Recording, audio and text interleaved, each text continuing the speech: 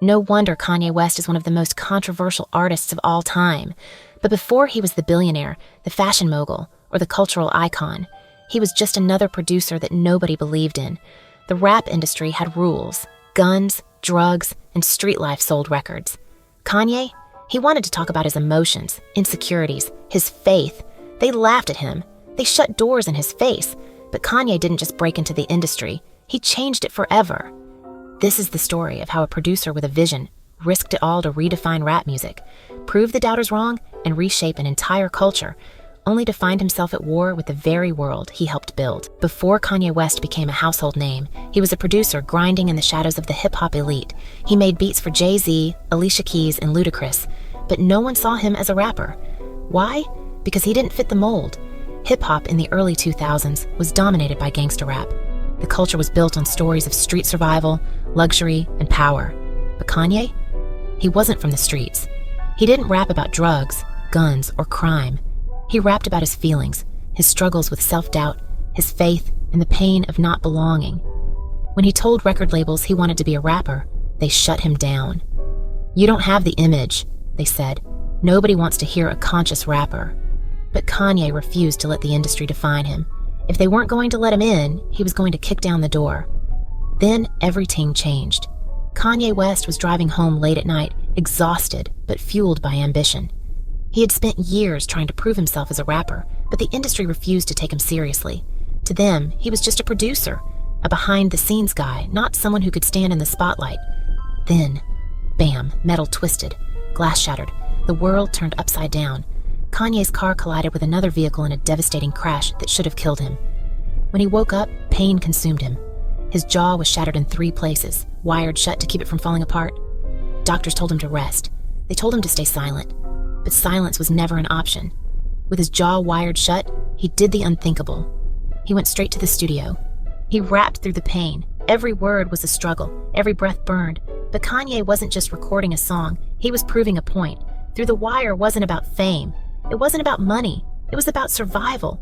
It was about resilience. It was about refusing to let the world tell him who he could be. When the song was released, people couldn't believe what they were hearing. This wasn't just music. This was a man's soul, raw and unfiltered. Hip-hop had never heard anything like it before. The industry that rejected him? Now, they couldn't ignore him. Kanye West had arrived.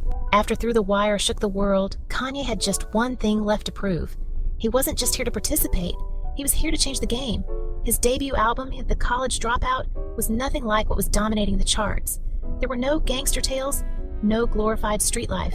Instead, Kanye told the stories of people struggling to make ends meet, young dreamers drowning in student debt, and the feeling of wasted potential haunting those who felt trapped in a system that didn't care about them. He wasn't pretending to be a street legend. He was real. He rapped about the insecurities no one else dared to admit. In All Falls Down, he put it into words. "We all self-conscious, I'm just the first to admit it." That line hit like a gut punch, because for the first time, someone in hip-hop was saying what millions were feeling. And then there was Jesus Walks, a song that shattered every industry rule. A rap song about faith? They said it would never work. Radio stations wouldn't play it. He was told over and over that people didn't want to hear about God in hip-hop, but Kanye didn't care. He fought to get it played. He pushed until the world had no choice but to listen. And when the album dropped, instant classic.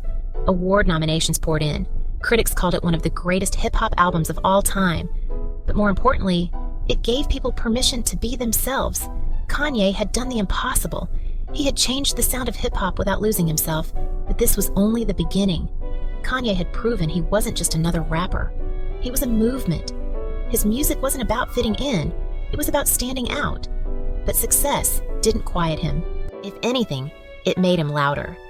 With Late Registration, he didn't just refine his sound, he elevated it. The lush orchestration, the cinematic beats, the raw storytelling. It was hip-hop, but bigger.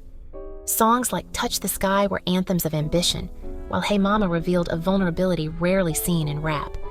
Then came Gold Digger, a song so infectious, so bold, that it dominated the charts for weeks.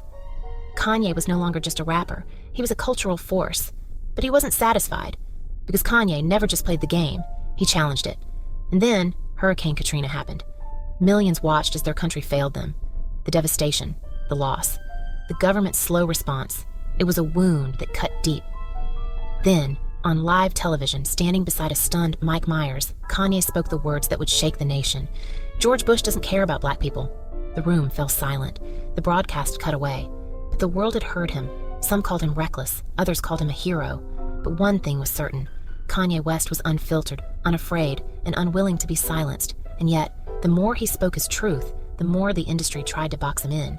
But Kanye, he had other plans. Fame, pressure, expectation. It all started closing in. Kanye had spent years breaking barriers, defying expectations, and forcing the world to listen. But what happens when the weight of success becomes unbearable? When the very fire that fuels you threatens to consume you? In 2007, everything changed. His mother, Donda West, the woman who had been his rock, his guiding light, was gone. Losing her wasn't just a personal tragedy. It was an earthquake that shook his entire world. The foundation beneath him crumbled. The brash, confident Kanye, the man who had once declared himself a god, suddenly seemed painfully human. And then came the 2009 VMAs. Taylor Swift stood on stage, accepting her award, when suddenly, Kanye took the mic. "I'ma let you finish, but..." In that moment, everything shifted. He went from visionary to villain. The media tore him apart. He was ridiculed, attacked, even abandoned by those who once stood by him. For the first time in his career, Kanye wasn't sure if he could come back from this. So, he disappeared. He traveled. He reflected. He fell apart. And then, he rebuilt. Because Kanye West was never just about making music.